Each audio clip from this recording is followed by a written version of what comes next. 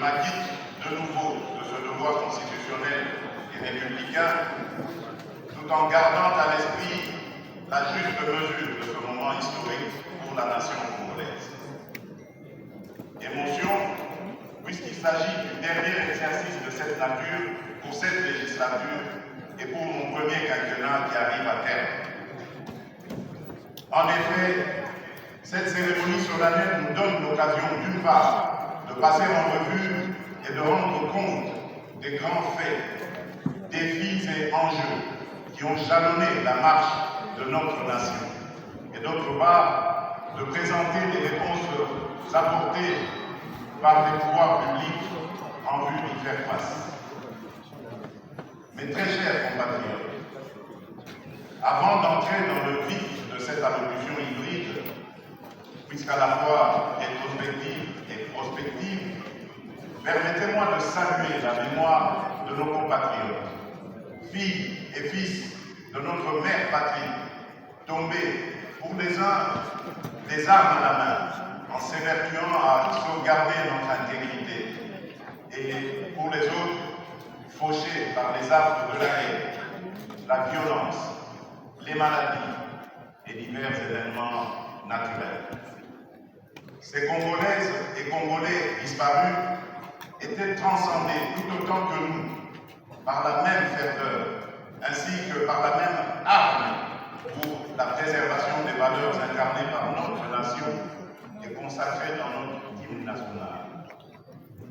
En mémoire de ces dignes filles et fils, je vous prie de bien vouloir vous lever et d'observer un moment de recueillement.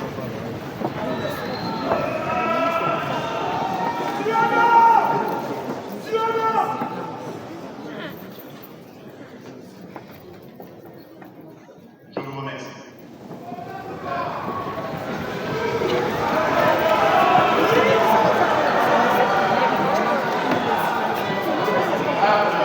Députés nationaux et sénateurs, il me revient tout d'abord de vous exprimer toute ma gratitude et la reconnaissance de toute la République pour l'assiduité avec laquelle vous êtes acquittés de vos missions principales, à savoir la production législative et le contrôle parlementaire. S'agissant de votre prérogative de légiférer, cette dernière a permis de doter notre pays de cadres normatifs essentiels à la marche de la nation. Dans un contexte dominé depuis près de 2 années par l'agression barbare de notre pays, perpétrée par le Rwanda et ses supplétifs terroristes du M23, je salue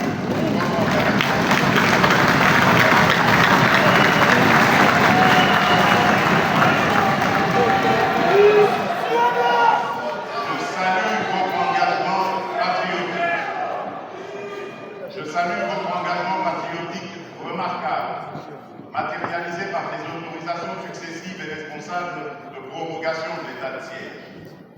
Ces autorisations ont permis au gouvernement de poursuivre et d'intensifier les actions en vue de la pacification des provinces de l'Ituri et du Nord-Kivu. Aussi, je remercie les 2 bureaux de nos chambres législatives pour leur action managériale. S'agissant du contrôle parlementaire exercé sur le gouvernement, les entreprises publiques, les entreprises du portefeuille de l'État, les services et établissements publics, vous avez, en jouant votre partition, contribué à consolider l'élan de la bonne gestion de la chose publique. Les nombreuses recommandations que vous avez adressées au gouvernement et la disponibilité de ce dernier à y répondre promptement autant que possible constituent l'une des manifestations tangibles de cette collaboration interinstitutionnelle. À travers l'exercice de vos missions précitées, je mesure l'étendue de votre engagement pour ce pays. C'est ce Congo de tous, Congo pour tous, dont nous partageons la passion et l'ambition qui nous réunit, vous et moi, mandataires du peuple. Je ne saurais toutefois clore ce propos vous concernant sans mentionner spécifiquement la détermination dont vous avez fait montre à m'accompagner dans mon engagement solennel, celui de consolider notre jeune et fragile démocratie par l'organisation de scrutins électoraux dans le strict respect des échéances constitutionnelles. Pour ce faire, vous avez, au cours de cette législature, doté notre pays de toutes les lois essentielles à l'organisation des élections tant attendues par notre peuple, notamment la loi organique portant organisation et fonctionnement de la Commission électorale nationale indépendante, la réforme de la loi électorale ainsi que la loi sur la répartition des sièges. Pour cet engagement soutenu, vous pouvez vous estimer heureux et fier d'avoir été au service de la nation.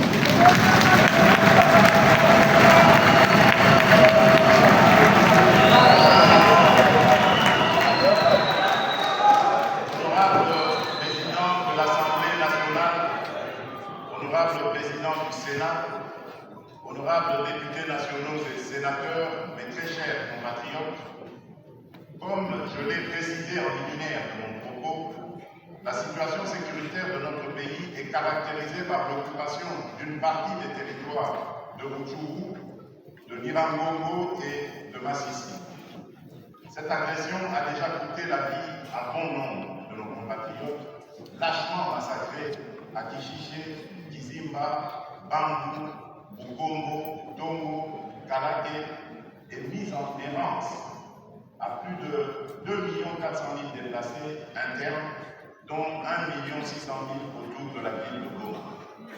En outre, ces actes criminels perpétrés par la coalition RDF M23 ont occasionné la destruction de nombreuses infrastructures sanitaires, scolaires, religieuses dans la zone occupée, ainsi que la dévastation du parc national de Virunga, patrimoine mondial de l'humanité. À cette guerre injustement imposée au peuple congolais s'ajoute l'activisme des forces négatives, ainsi que d'autres groupes terroristes locaux et étrangers. On peut notamment relever l'activisme accru des terroristes de ADF qui, au moyen du djihad, poursuivent l'ambition saugrenue d'implanter un califat islamique dans le territoire de Béni et dans le sud de la province de l'Itourie. Il y a également lieu de citer le groupe armé Red Tabara et certains groupes armés locaux, particulièrement dans les provinces de l'Itourie, du sud Kivu, du Maniema et du Tanganyika, qui n'ont fait qu'exacerber l'insécurité et compromettre la cohabitation pacifique de nos populations. Face à ce tableau sombre et préoccupant, je voudrais rassurer les compatriotes vivant dans ces provinces du pays de la prise par le gouvernement de mesures idoines et appropriées pour répondre avec fermeté à ces fléaux.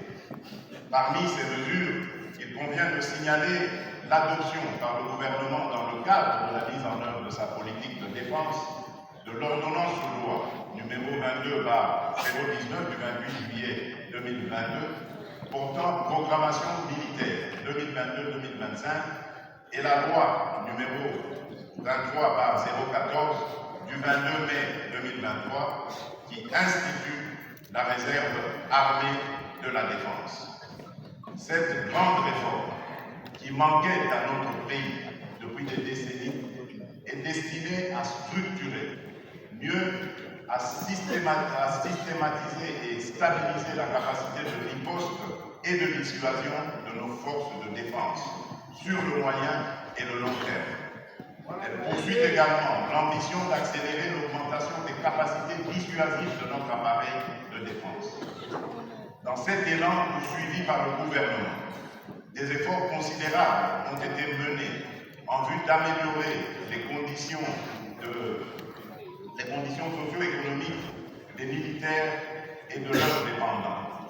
Il s'agit entre autres de l'indexation du barème de rémunération des militaires sur un salaire minimum interprofessionnel garanti, le SMIC, constitué permanente, ainsi que d'une assurance obsèque, du lancement du programme de construction des casernements militaires, de la poursuite des audits et contrôles des ressources humaines financière et logistique dans toutes les structures de défense pour une gestion efficiente et efficace.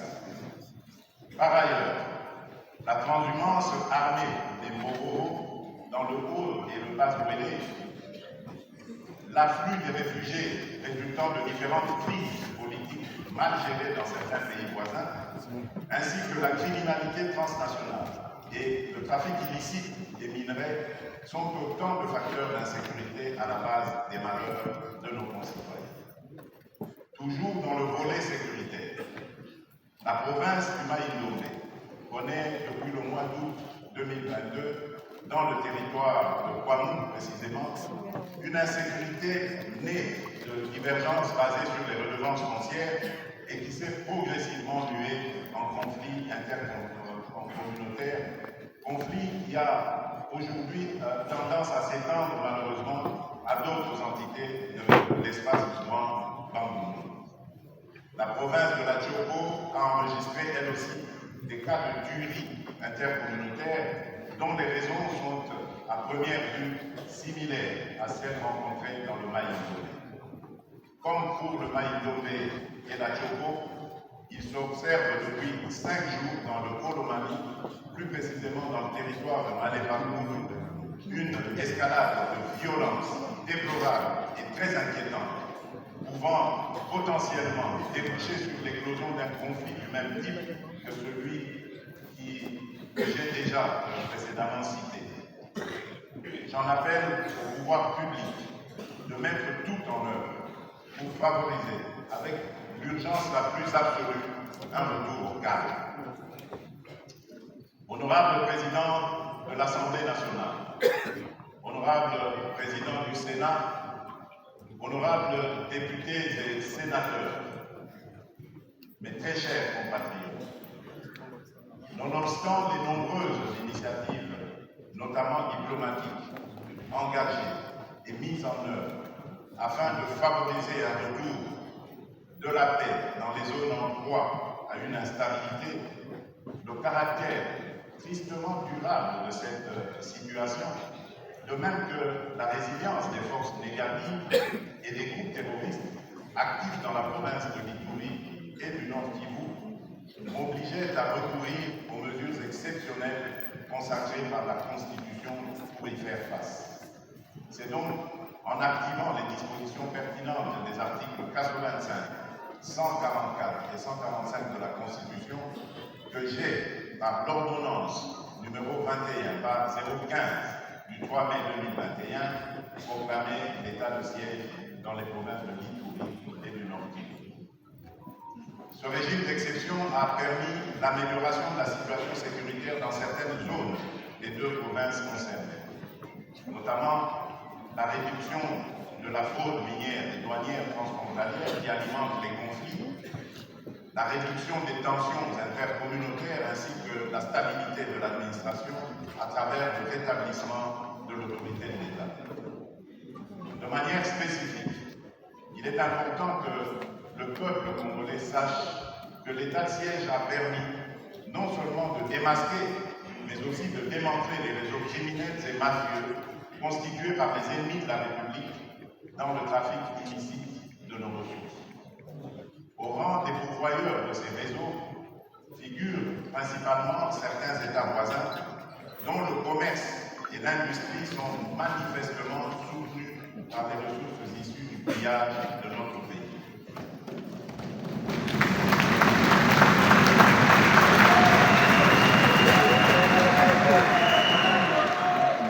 Une autre retombée de l'état de siège est la limitation du coulage des recettes et des fraudes institutionnalisées qui ont élu domicile depuis des décennies dans cette partie du territoire national à la faveur de l'insécurité qui y règne.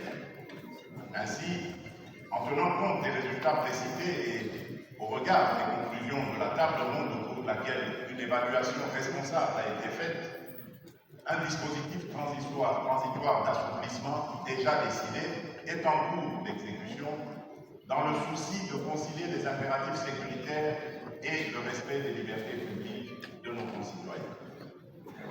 C'est ainsi dans ce contexte qu'un cadre de partenariat avec certains pays de la sous-région et partageant les mêmes menaces que nous, a été mise en place en vue d'une mutualisation des efforts.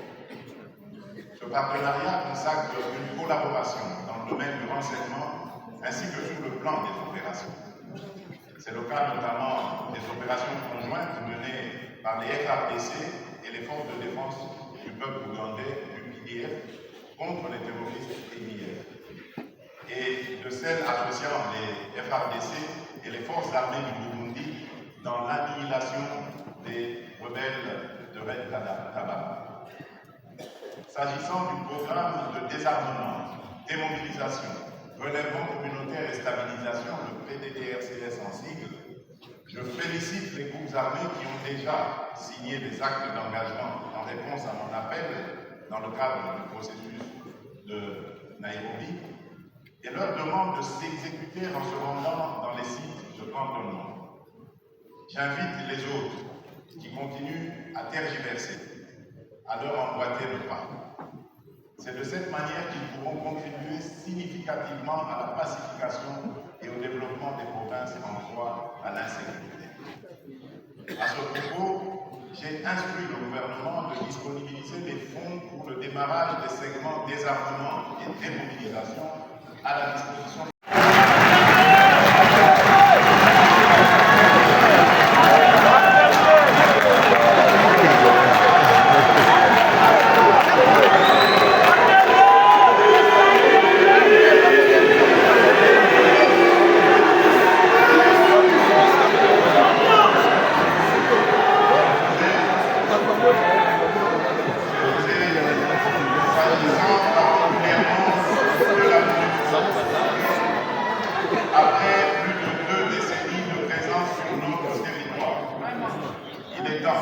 Pour notre pays de prendre pleinement son destin en main.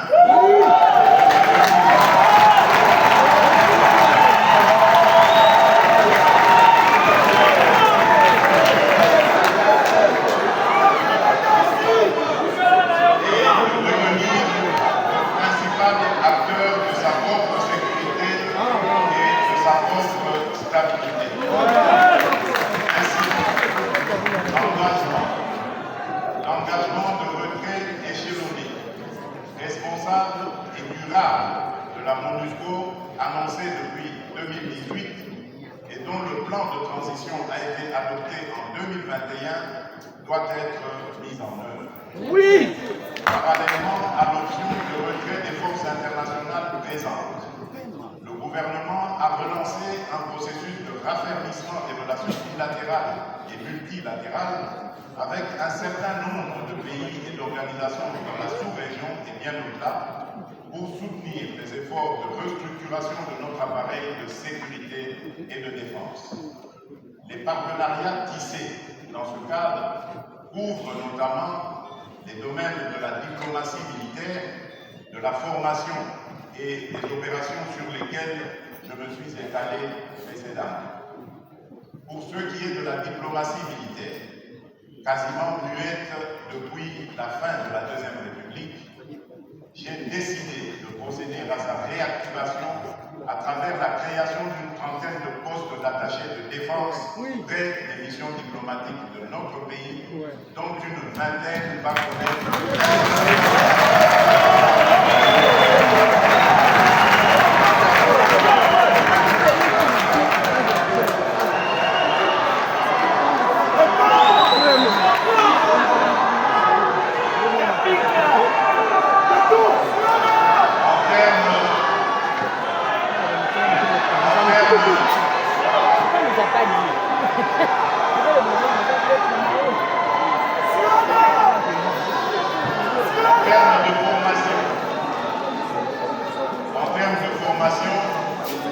l'école de guerre de Kinshasa, rendue opérationnelle il y a 3 ans, bénéficie aussi d'un partenariat de qualité et appartient désormais au réseau d'écoles de guerre francophones.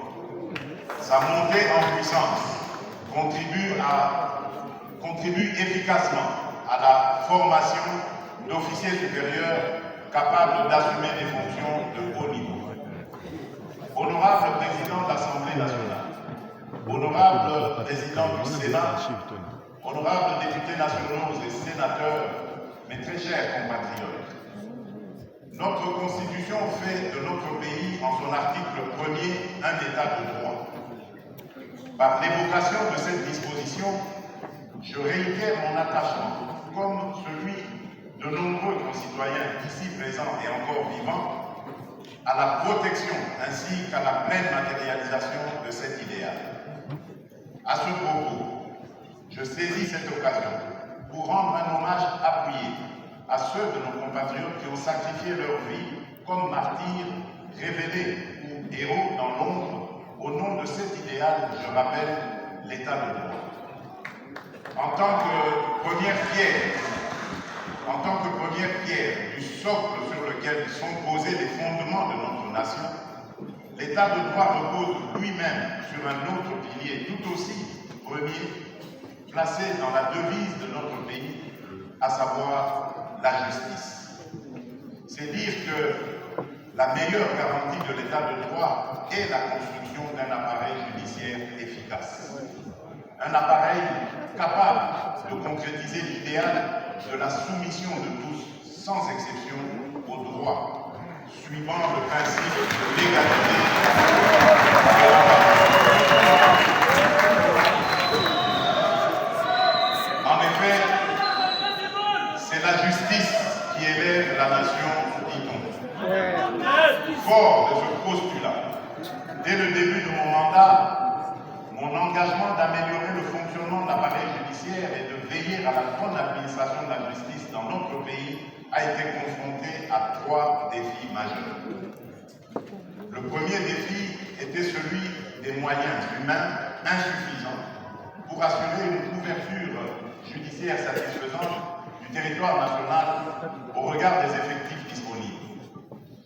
Le second défi était celui lié à l'extrême insuffisance de moyens financiers disponibles au vu de la modicité du budget alloué à l'administration de la justice.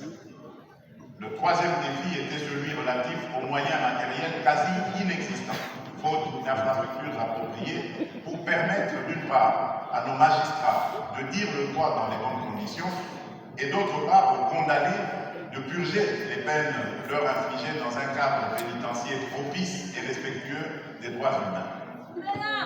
À ces 3 défis majeurs précités s'ajoute la crise morale qui n'a pas épargné ce corps voulu élitiste. Face à ces défis, des actions appropriées s'imposaient. Parmi ces actions, il y a lieu de compter en regard des défis susmentionnés le recrutement sur concours de 5 000 nouveaux magistrats civils et militaires, dont le premier groupe nommé et formé sera déployé dans quelques jours. L'amélioration des conditions de vie et de travail des magistrats. Le renforcement de la discipline des magistrats par l'opérationnalisation des chambres provinciales et nationales de discipline. Et enfin, les réformes structurelles pour lutter contre l'impunité. L'objectif ultime poursuivi est l'amélioration de la qualité de l'administration de la justice comme service public, ainsi que la restauration de la confiance entre le justicier et le justiciable. Car il ne suffit pas que le droit soit dit, faut-il encore que nous parvenions tous au constat suivant lequel le droit, alors le bon, a été dit. Avec le recrutement réalisé, auquel s'ajoute la réhabilitation des magistrats maladroitement évoqués ou démis de leurs fonctions dans l'inobservance de leurs droits, le service public de la justice, dont l'offre était depuis plusieurs décennies en deçà de la moyenne universellement admise, c'est-à-dire celle voulant qu'il y ait un magistrat pour 33 000 personnes, s'est vu sensiblement amélioré. Dans le même ordre d'idées, j'ai signé le 15 août dernier une trentaine d'ordonnances d'organisation judiciaire afin d'insuffler une nouvelle énergie dans la gouvernance de la justice, suivant mon engagement de placer l'homme qu'il faut à la place qu'il faut.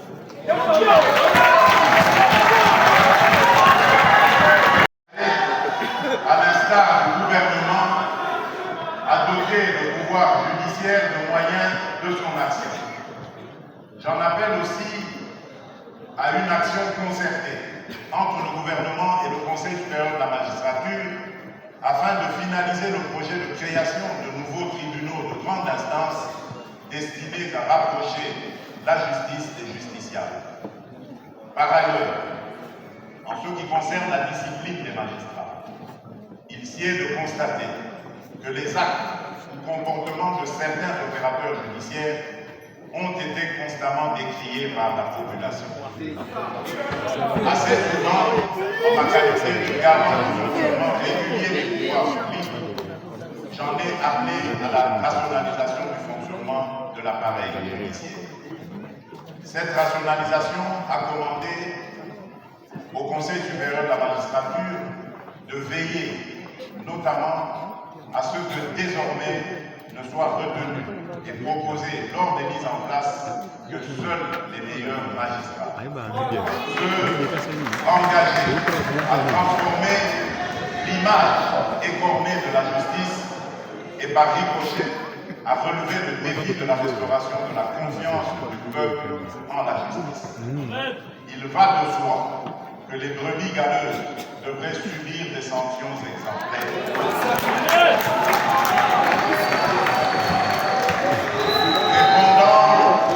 Répondant à cet appel, le Conseil supérieur de la magistrature m'a proposé, au cours du mois d'août 2023, une série de sanctions à l'encontre de plusieurs magistrats civils et militaires.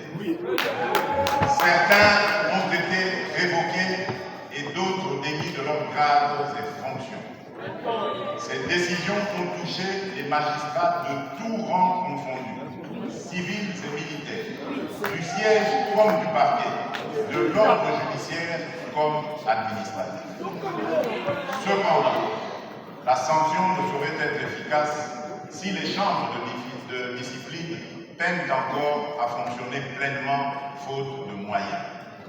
Mon engagement à l'amélioration de l'administration de la justice se matérialise également à travers le programme de construction d'infrastructures pénitentiaires. En effet, la surpopulation carcérale, la sous-alimentation, sinon la malnutrition de nos compatriotes en détention, la vétusté et l'état de délabrement très avancé de nos établissements pénitentiaires hérités de la colonisation sont une des grandes préoccupations du gouvernement. Dans le souci d'y donner une réponse durable, de nouvelles orientations ont été conçues pour assurer une bonne gestion des fonds destinés à l'alimentation. Il s'agit notamment de la détermination des autorités qui interviennent dans la chaîne de livraison et de réception des vivres, des non-vivres, ainsi que des produits pharmaceutiques dans les différentes structures pénitentiaires. À titre illustratif, à la prison centrale de Makala, 11 pavillons sont en cours de réhabilitation. 11 autres nouvelles prisons seront construites dans les tout prochains jours, le dossier relatif étant déjà bouclé.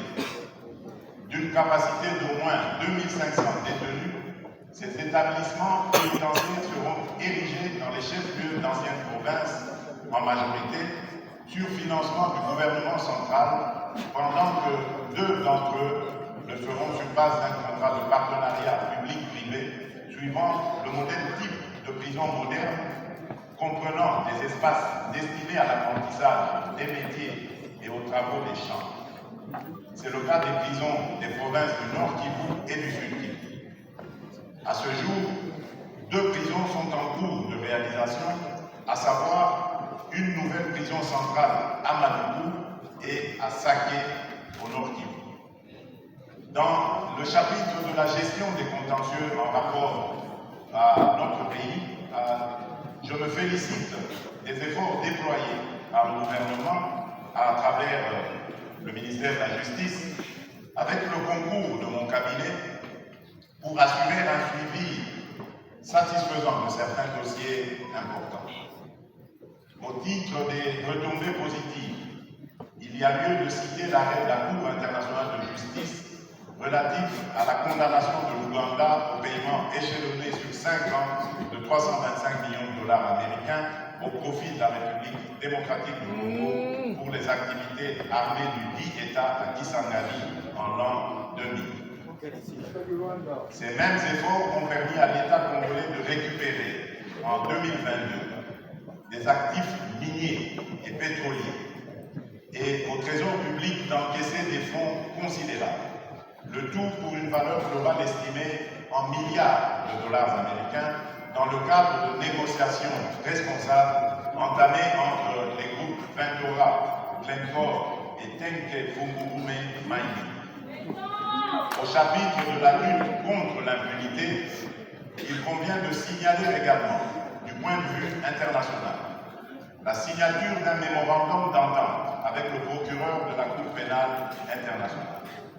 En outre, sous la supervision d'un compatriote qui nous a fait l'honneur de siéger qui nous fait l'honneur de siéger à la Commission du droit international, la CDI de l'ONU, notre équipe de plénipotentiaires a participé à la conférence diplomatique sur l'adoption d'une convention internationale multilatérale sur la collaboration judiciaire et les enquêtes en matière de crimes internationaux qui s'est tenue à Ljubljana, en Slovénie. Par ailleurs, la mise en place d'une task force justice internationale sous l'autorité du ministère de la Justice vise à offrir à l'État un outil technique à son front judiciaire pour les actions engagées, notamment contre ces criminels et agresseurs devant les instances internationales, dont la Cour pénale internationale, la Cour africaine des droits de l'homme et des peuples, la Cour de la communauté d'Afrique de l'Est et bien d'autres. Ceci concrétise mon engagement diplomatique exprimé à travers la formule « Rien ne peut être décidé sur le Congo sans le Congo ».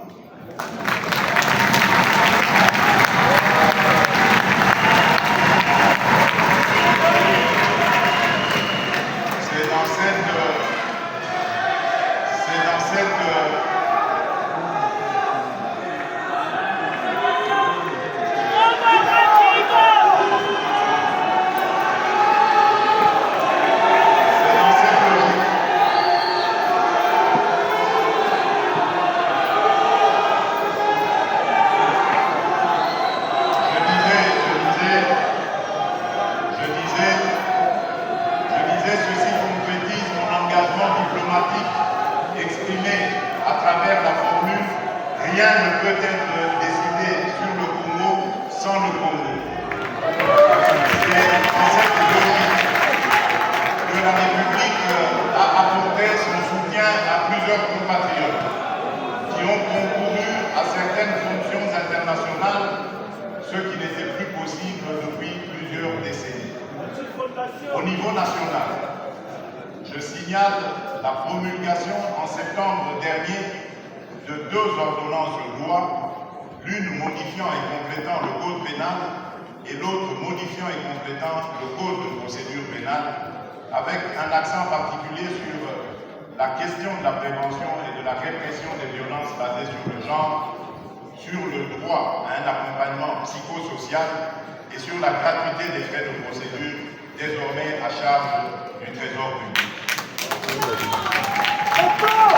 Honorable Président de l'Assemblée nationale, honorable Président du Sénat, honorables députés nationaux et sénateurs, mes très chers compatriotes, comme vous le savez, les droits de l'homme constituent une dimension sacro-sainte de l'État de droit.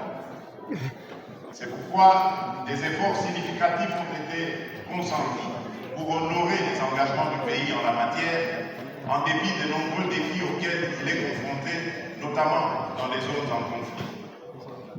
Au cours des derniers mois, un intérêt particulier a été accordé à la justice transitionnelle et réparatrice. À cet effet, les consultations nationales dédiées à la protection des victimes, dont le processus de mise en place a connu l'accompagnement d'une infatigable compatriote porteuse de cette cause à la suite des recommandations issues de la table ronde qu'elle a organisée. J'ai cité la distinguée première dame